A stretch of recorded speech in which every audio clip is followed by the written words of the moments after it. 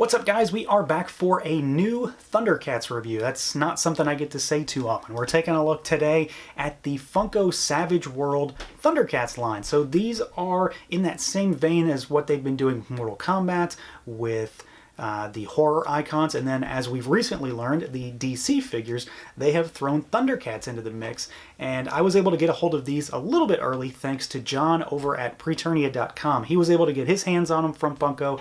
He did his review, and then he sent them on over to me. So I'm going to put a link down below to his site so you can check out his thoughts on this line as well. As you can see, these are done in that vintage Motu Remco Barbarian style. So very new thing for ThunderCats in general. As you can also see, I don't have packaging for these guys because John ripped into them. And of course, he had first dibs on them, so he got to open them up and take a look. You can see, however, though, that they are in kind of the standard packaging for this line, very vintage inspired. Standard card backs with a blister bubble on the front. My only real criticism about this packaging is that they have the gold 2011 logo on it for some reason, and I'm not really sure why. I'm sure some sort of licensing directive, but that's neither here nor there. I do like the fact that they're on vintage card backs. I'm probably going to have to snag a set to keep carded at some point because it's ThunderCats and that's what I do. But today we're going to be taking a look at LionO, Panthro, MummRa, and Slithe. So let's get to it.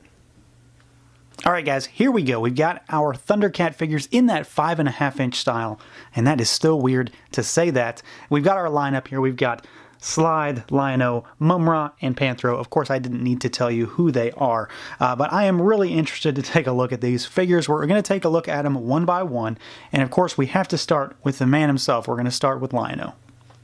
So to start with for LionO here, we're gonna take a look at articulation just because we need to talk about it. You know, there is specific articulation for this style of figure, but they're all the same, so I'm not going to do it for all of them. You can swivel the head, you can swivel these arms, you do have a waist twist, and then the legs are not true vintage style. There's no rubber bands or anything in there like that. But we've got rotation at a ball joint, so you can swivel those legs. Now, you can swivel them, obviously, but there's not much need to because these figures have to be really close to a very specific pose in order to stand up just because of the style. So they have articulation for the sake of having it, but I don't think you're going to be putting him into crazy dynamic poses. But I do like the fact that, you know, they kind of updated that articulation so it's not something that's going to rot away eventually. Now, in terms of the figure itself, this is a very unique look for ThunderCats, for LionO, obviously. And, you know, I do enjoy this particular style of figure, and I think he translates pretty well. I've been looking forward to getting this in hand ever since I saw those initial pictures come out of... I don't even remember where they were announced at this point, but whenever that occurred, I've been looking forward to them. I do recall the original prototype. You know, it was a painted prototype and it looked a little better, but we do have a lot of just basic, you know, unpainted skin tones, which is all right. The blue on his tunic, on his harness, is very saturated. I really like it. It matches the boots very nicely. He's got a very cleanly applied cat's eye on his, or ThunderCat insignia on his belt. It just looks fantastic. It's very clean. And then, of course, we've got it on the Sword of Omens as well. We have two accessories. So you've got the sword, and it's just cast in gray plastic. I would have loved to have, you know, some sort of metallic on this, but I'm not sure that that's really in the purview of this line. And then we've got the claw shield. It's removable. You can pop it off, but I'm not really sure you're ever going to do that. Who displays LionO without the claw shield? That is madness. So we've got this guy. It's detailed pretty nicely. You can see it's got a lot of fur detail on it, and then we've got the red eyelets on there. The big thing for me is just the fact that, you know, it's this style, and does it work for LionO? And honestly, I think it does. You know, I've never really considered ThunderCats and Motu to honestly cross over all that much. ThunderCats was always my thing, and it was always a thing on its own.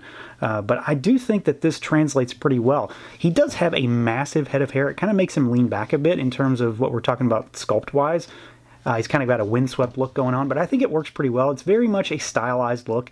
You know, it's not going for cartoon accuracy or anything like that, but it's still very much in line with what he looks like in the show. And yeah, it looks pretty good. I'm very happy with him. Everything's pretty clean on this guy. We're going to continue with the good guys while we look at these figures individually. Panthro, of course, being the other good guy in the bunch. And we have got what I consider to be an interesting figure here because, you know, if you know the vintage figure, you know that Panthro was kind of the odd one in the line. They were all very different. Chitara and Tigra were very small compared to LionO. LionO was relatively large. Panthro, however, was as close to a He-Man or Barbarian style figure as the line got, because he was in that squat pose to begin with, because you got to shove him in the Thunder Tank. So this figure, while obviously not being exactly like that, definitely reminds me of it, and I think they executed him pretty well. The only real gripe I have on this particular figure is in the confines of this body. I think the head is a little squished. I don't think it should be that oblong. I think it needs to be a little rounder, but I'm not overall upset with it. We've got some very clean paint apps on there. You've got the nice spikes, which are spikier than I expected them to be. He does have his signature nunchuck, which has kind of a rubbery chain. Of course, you can't do a two-handed pose here, but it's also not a rigid piece either, so it will kind of flop around and at least doesn't stick straight up like that, which I think is pretty good. And we do have some solid paint apps there. For the most part, though, I mean, he's pretty solid. I'm very pleased with him. And he again, you know, reminds me a lot of the vintage figure just because of his body style, but I do think he translates very well into this form. Next up, we've got the leader of the mutants. We have got Slithe, and this is the one that I think might be the worst when it comes to translating to this style, because he's honestly a little too small. He reminds me more of a reptilian mutant kind of grunt rather than Slithe. I mean, obviously I know it's him. He's got the headdress, and we've got his signature axe from, you know, the vintage line is what I think of when I think of this axe.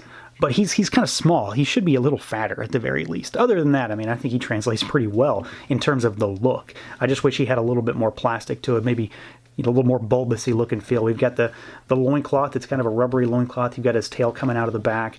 And then, of course, like I said, we do have the axe, which is very reminiscent of the vintage toy. You've got nice metallic gold paint on the chest armor, as well as his bracer, and, of course, on his helmet there. The face looks pretty good, too. It's very, very Slithe. He's got a little bit of a slight kind of irksome expression going on his face, so I really dig it. My only gripe, again, is that I think he probably could have and should have been a little fatter, because Slithe is... This guy looks a little jacked, and Slithe is not that muscular. He's got a bit of a potbelly, at the very least. The star of this show is, of course, MummRa. I think they kind of went above and beyond on him. In comparison to the other figures, he does have a lot more going on. He's, of course, the same style of body, same style of figure, so we don't have anything extra like that. But everything here is just a little bit elevated. We've got more paint apps, more sculpt, and he just looks so nice in this particular style. Better than I had expected, honestly. I do have one gripe, and I'm going to point that out real quick. The wraps that come off of his headdress are glued onto his chest, it seems, and it looks like there's a little bit of like glue frost on the snake emblem on his chest, which is a bit of a bummer. It kind of breaks it up a little bit, but it's not a huge deal breaker, and when you take the figure as a whole, ultimately I really don't care. It's just, I gotta point it out. So we'll start at the head, because, you know, there's a lot of sculpted detail for this particular style of figure. There's a lot of detail in that face, a lot of sculpted line work. You've got the black and white for the mouth, the red eyes. We've got the headdress, which is exceptionally well done. It looks perfect. You've got the tattered wraps coming off the back. You've got the snakes on top, gold metallic paint. Of course, we've got the snake emblem on his chest. We've got the loincloth with more wraps, more metallic paint on his shin guards. We've got the fur coming out of there. You've got this long cape, which has a tremendous amount of material to it. It's a really thick. It's a separate piece. It pegs into his shoulders, but it's glued in there, it seems. So you've got red on one side, black on the other. It's kind of tattered as well. But of course, you know, the signature thing that kind of makes this figure stand out, because at first I almost thought, you know, they're just going to be MummRa by himself, but then we learned that he also comes with the Sword of Plundar, which, you know, eventually becomes his signature weapon. So we've got that fantastic snake hilt there with the really well sculpted blades, so they're very unique, and of course they fit MummRa very well. So I think this one is definitely the star of the show. It's going to take a lot for this figure to be topped for me. So they really kind of started with a bang, and MummRa is definitely the showstopper. I do feel slightly compelled to quickly talk about how different these are from the vintage ThunderCat figures. You know, ThunderCat toys were not Masters of the Universe style. You know, they weren't that Remco, Mattel, Barbarian style of figure. They were very much their own thing, and you can see right here, you know, I'm going to compare all of them to their vintage toys, but we got LionO. You can see that they're entirely different. This looks nothing like a Motu style figure, so it's an entirely new thing for this particular line.